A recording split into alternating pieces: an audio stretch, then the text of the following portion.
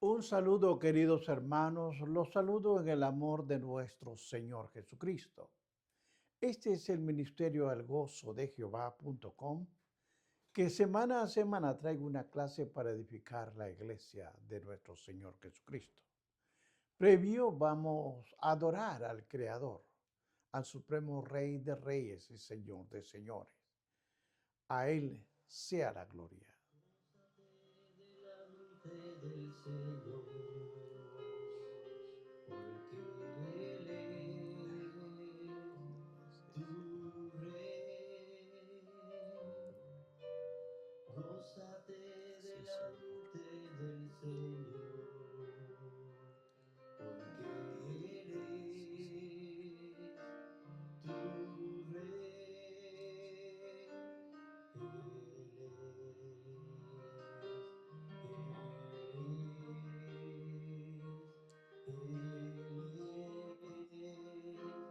Sí,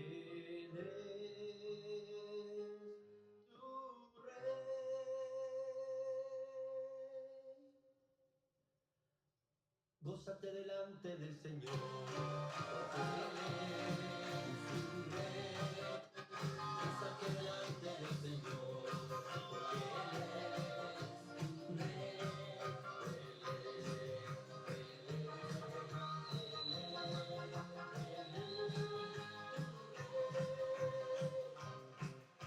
Gózate delante del Señor, porque Él es tu Rey. Gózate delante del Señor, porque Él es tu Rey. Gózate delante del Señor, porque Él es tu roca. Gózate delante del Señor, porque Él es tu roca. Él es, Él es, Él es tu roca. Gózate delante del Señor, porque Él es tu escudo. Gózate delante del Señor, porque Él es tu escudo. Él es, Él es, Él es tu escudo. Bendito el nombre de nuestro Señor Jesucristo. A Él la gloria, la honra, el honor, la pleitesía. A nuestro Dios. A Él sea el honor y la gloria. Queridos hermanos, vamos a continuar con la clase comenzada en la clase anterior. Vamos a ver Hebreos capítulo 6, versículo 14. Hebreos capítulo 6, versículo 14. La palabra de Dios la leo a la gloria del Padre, del Hijo y del Espíritu Santo, diciendo, de cierto te bendeciré con abundancia y te multiplicaré grandemente. Amén. Padre de la gloria, en el nombre de Jesús, te pido que el Espíritu Santo me ayude a explicar esta clase. Ayúdame, Señor. Háblame a mí primero. En el nombre de tu Hijo amado Jesucristo te lo pido. Amén. Bien, hermanos, esto es la clase y el tema, las seguridades de la promesa de Dios, parte 2. Es decir, que en la anterior hemos explicado varios puntos que vamos a continuar. Ahora, vamos a ver unos puntos como el propósito para Israel. ¿Por qué está llamado a ser el pueblo escogido por Dios? ¿Por qué? ¿Qué debían hacer ellos para ayudar a cumplir el propósito divino de redimir a un mundo perdido? La respuesta es muchas cosas, muchas cosas.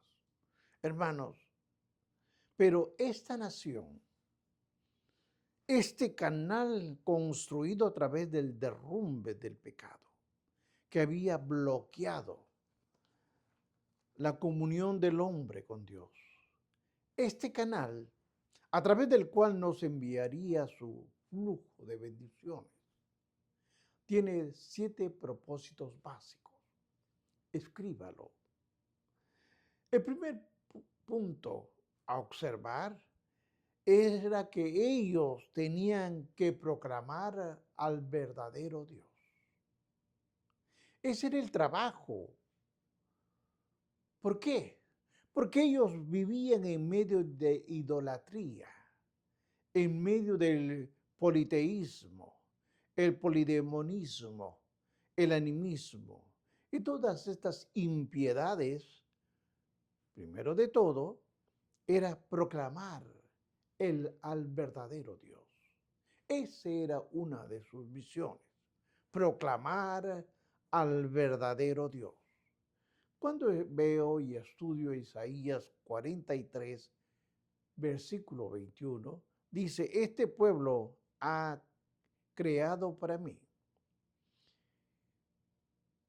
mis alabanzas publicará. Mire qué interesante como lo dice Isaías. Este pueblo he creado para mí, mis alabanzas publicará. Revelar al Mesías debía revelar al Mesías ungido, el cual sería el gran Salvador del mundo. Él vendría por medio de ellos y ellos deberían ser testimonio de su venida. Ese era uno de los propósitos. Era tan cierto, hermanos, como los profetas, como los salmistas debían proclamar la venida de nuestro Señor Jesucristo.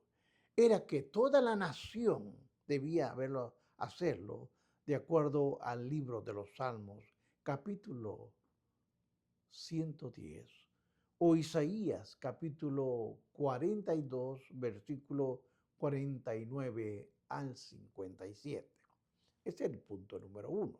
El punto número uno es proclamar al verdadero Dios.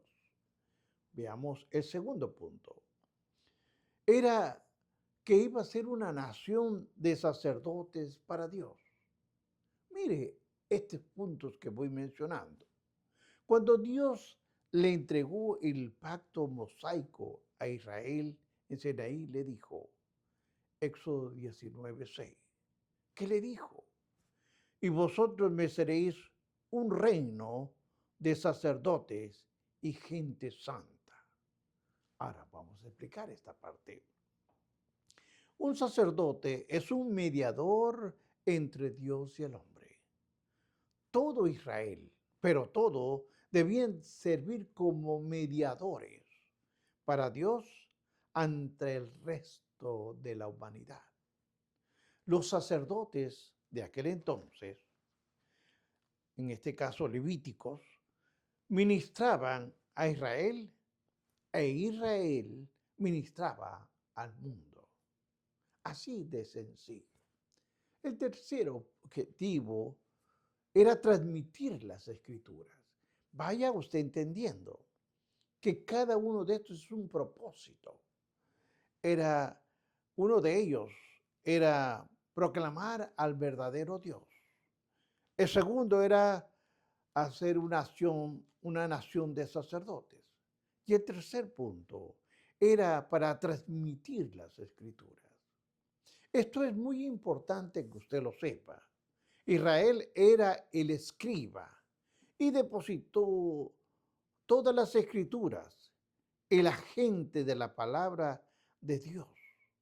Los judíos escribieron el Antiguo Testamento y prácticamente el Nuevo Testamento, de acuerdo al libro de los Romanos, capítulo 9, versículo 4.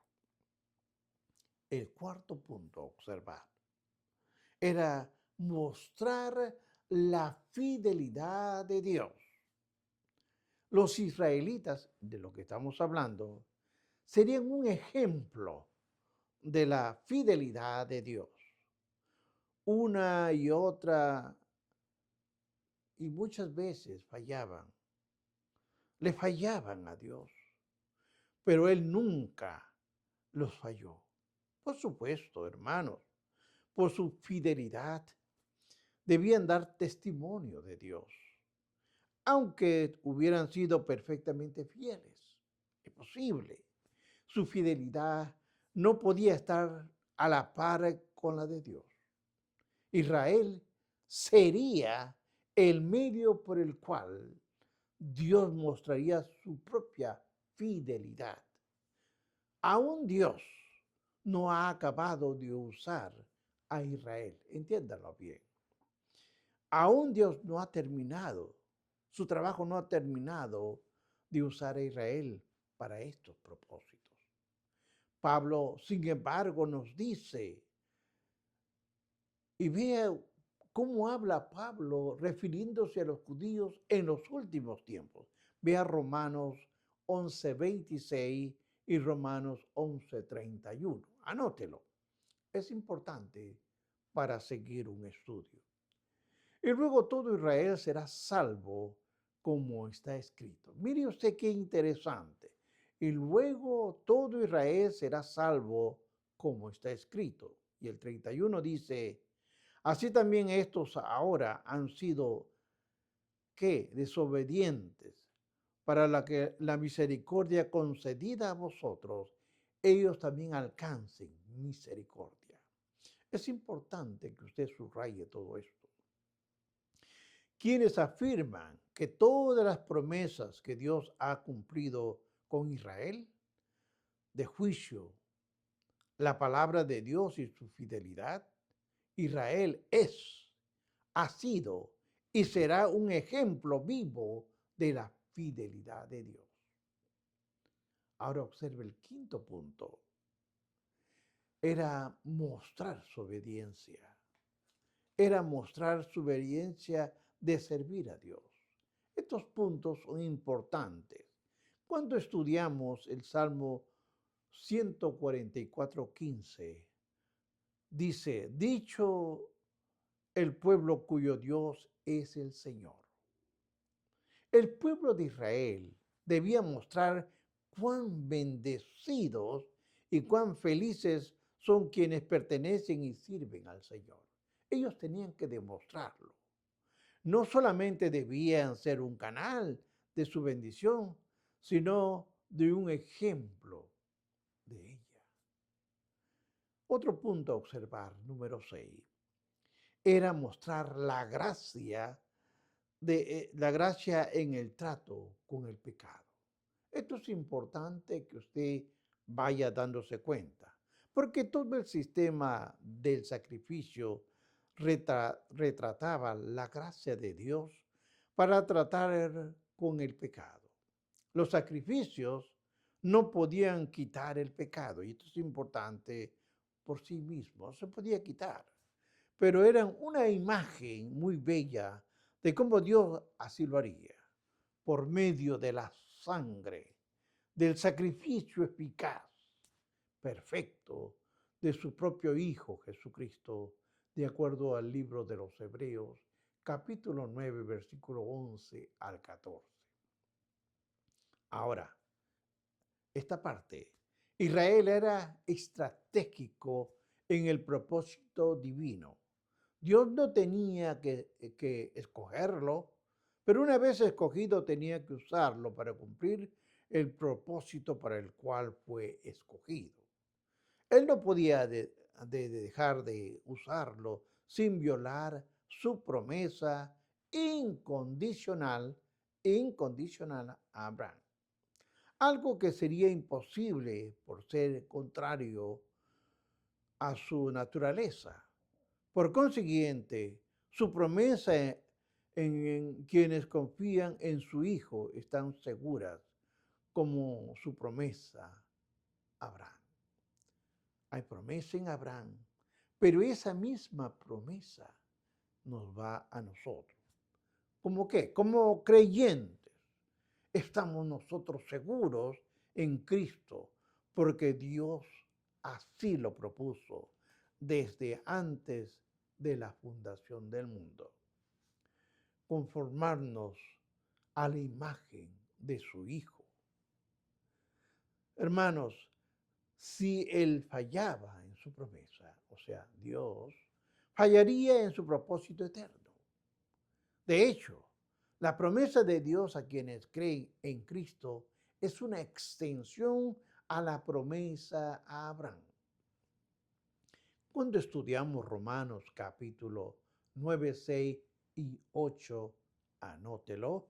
No todos, dice la palabra, no todos los que descienden de Israel son israelitas. Y el 8 dice, esto es, no los que son hijos según la carne son los hijos de Dios, sino los que son hijos según la promesa son contados descendientes. Al mismo tiempo, Efesios 1, 3, 4 nos dice, bendito el Dios y Padre de nuestro Señor Jesucristo, que nos bendijo con toda bendición espiritual de los lugares celestiales en Cristo, según nos escogió en él antes de la fundación del mundo, para que fuésemos santos, sin mancha, delante de él. Estimados hermanos, nada se dice de nuestra parte. Todo se habla de la promesa de Dios hacia nosotros. Nuestras obras no se habla, nuestra fidelidad no se habla, o cualquier otra cosa, en el aspecto soberano del plan de Dios. Y solo tal cosa es la base de nuestra seguridad. Dios se ha propuesto amarnos, se ha propuesto conformarnos a Cristo, y nada puede violar eso. Cuando estudio Romanos capítulo 8, 29 y 30, dice, porque a los que antes conoció, también les predestinó para que fuesen hechos conforme a la imagen de su Hijo, para el que sea el primogénito entre muchos hermanos. Y a los que predestinó, oiga bien, y a los que predestinó, a esto les llamó, y a los que llamó, a esto también justificó, y a los que justificó, a estos también glorificó. Hermanos, la promesa es tan cierta, es tan segura que Pablo la escribe en el tiempo pasado, incluso para futuros creyentes. Cuando usted vea y estudie lo que estamos viendo, el capítulo 6, versículo 13, parte B, 16 y 17, recuerde, nos dice, no pudiendo jurar por otro mayor, juró por sí mismo. El 16 nos dice, porque los hombres ciertamente juran por uno mayor que ellos. Y para ellos el fin de toda controversia es el juramento para confirmación. El 17 nos dice, por lo cual, queriendo Dios mostrar más abundantemente a los herederos de la promesa la inmutabilidad de su consejo, interpuso el juramento. Es importante esos puntos que he mencionado.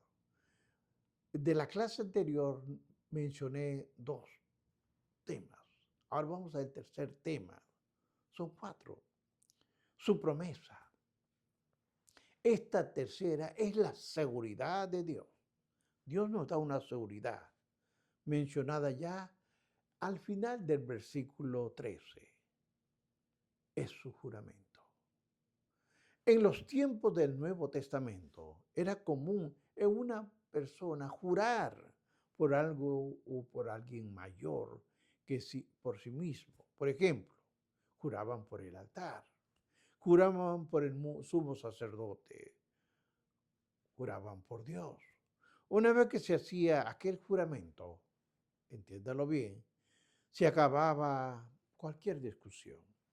Se suponía que nadie haría un semejante juramento a menos que estuviera completamente determinado a cumplir.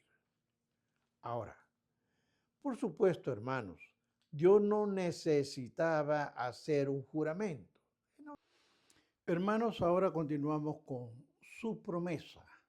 Esto es importante porque esto viene de la clase anterior. Porque la tercera seguridad que da Dios menciona, que ya se ha mencionado en el versículo 13, es el juramento. En los tiempos del Nuevo Testamento era común de una persona que jurara. A veces uno juraba por alguien mayor que él. Por ejemplo, antes se juraba por el altar, se juraba por el sumo sacerdote, aún se juraba por Dios. Una vez que se hacía aquel juramento entre ambas personas, se acababa la discusión. Se suponía que nadie haría semejante juramento a menos que estuviera completamente determinado a cumplir. Ahora, entendamos esta parte.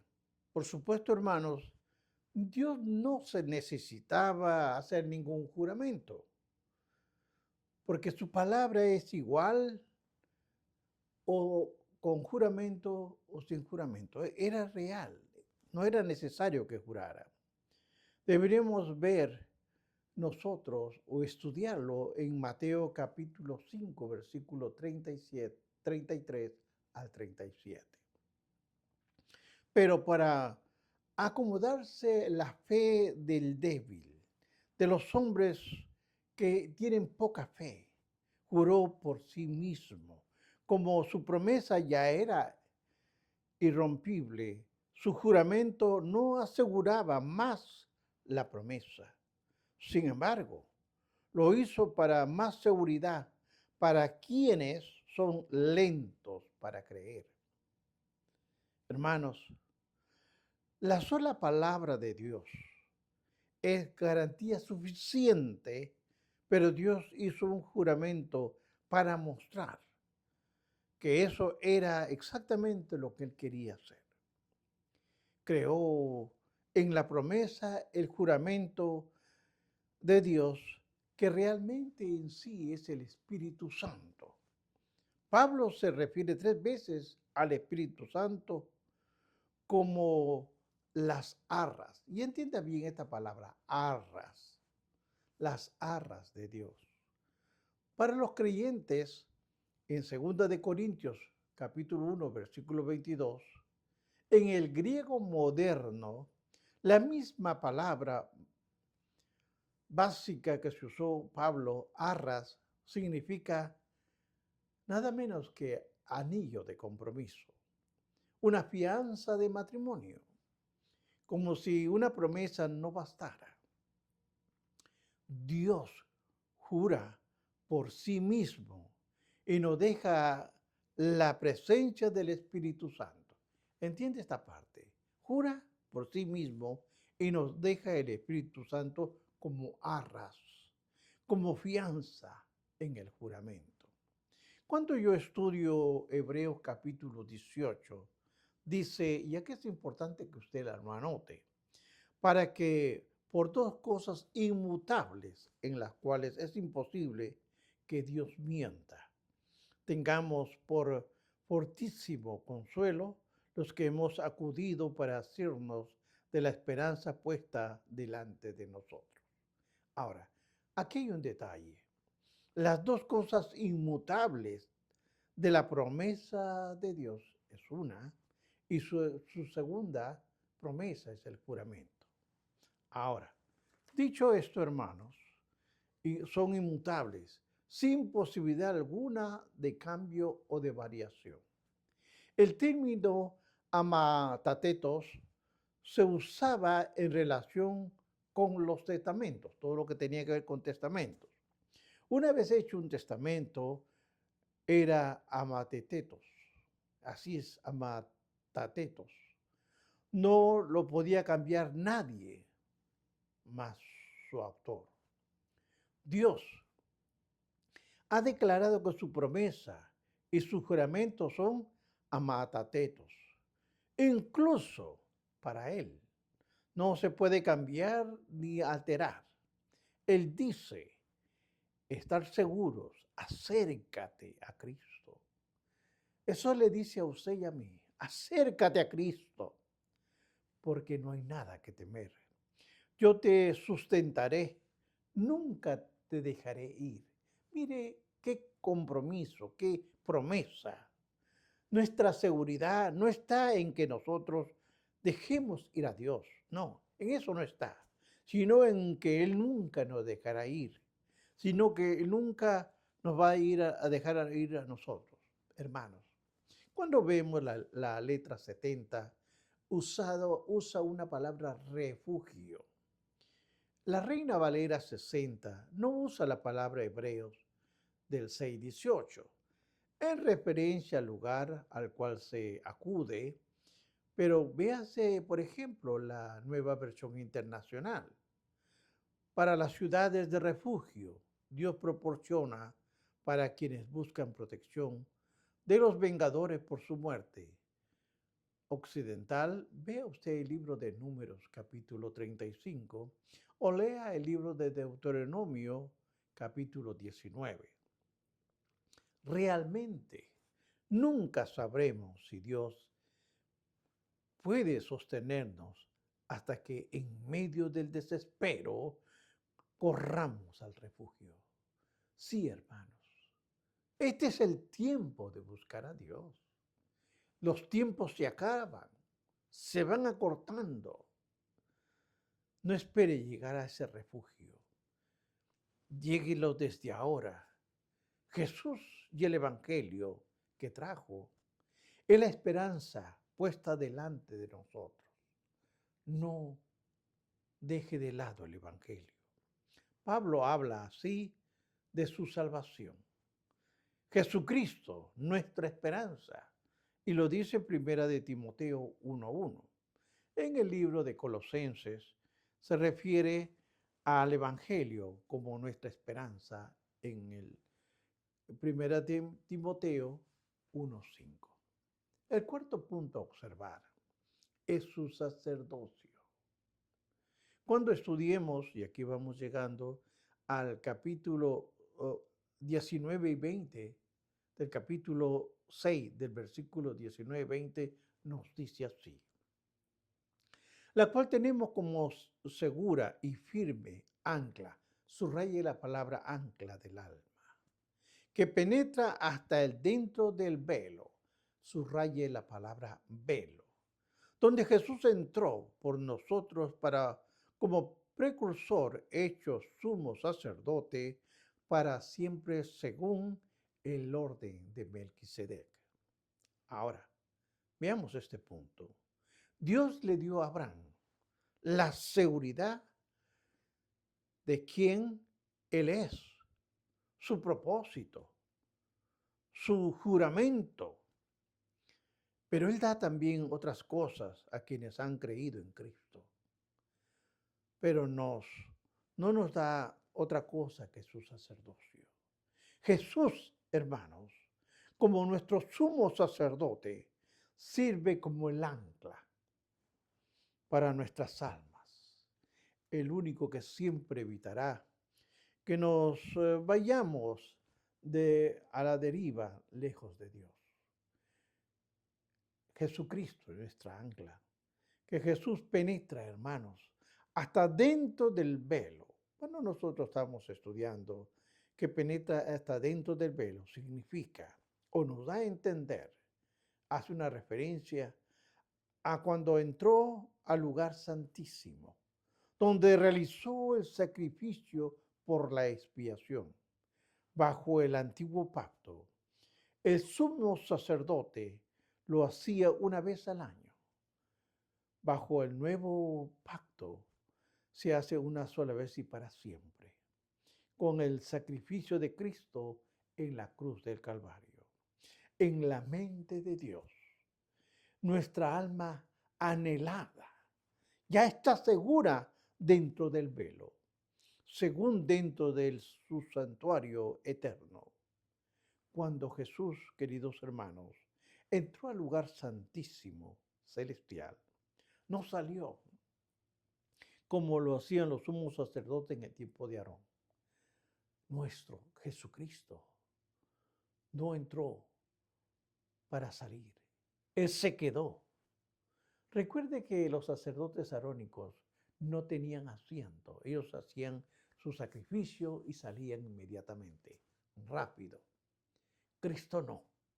Cristo se sentó a la diestra de la majestad en las alturas. Vea lo que nos dice Hebreos 1:3. Hermanos, en otras palabras, Jesús permanece ahí para siempre, como guardián de nuestras almas. Tan alto nivel de seguridad absoluta es casi incomprensible. No se trata solamente de que nuestras almas estén ancladas en el santuario celestial, inviolable e invulnerable, sino que Cristo, nuestro Salvador, hace guardia cuidadosamente. Él nos cuida. La pregunta es, ¿cómo podría describirse la seguridad del cristiano con una palabra diferente a la eternidad? Verdaderamente debemos confiarles nuestras almas a Dios, a su Salvador, el Señor Jesucristo. He ahí que una buena razón para que todos lleguen a la salvación y disfruten de la seguridad en Cristo Jesús. Hermanos, el tiempo se acerca. Cristo viene pronto. Nos deje, pero nos deje la oportunidad de acercarse al autor de nuestra salvación. Bendiciones.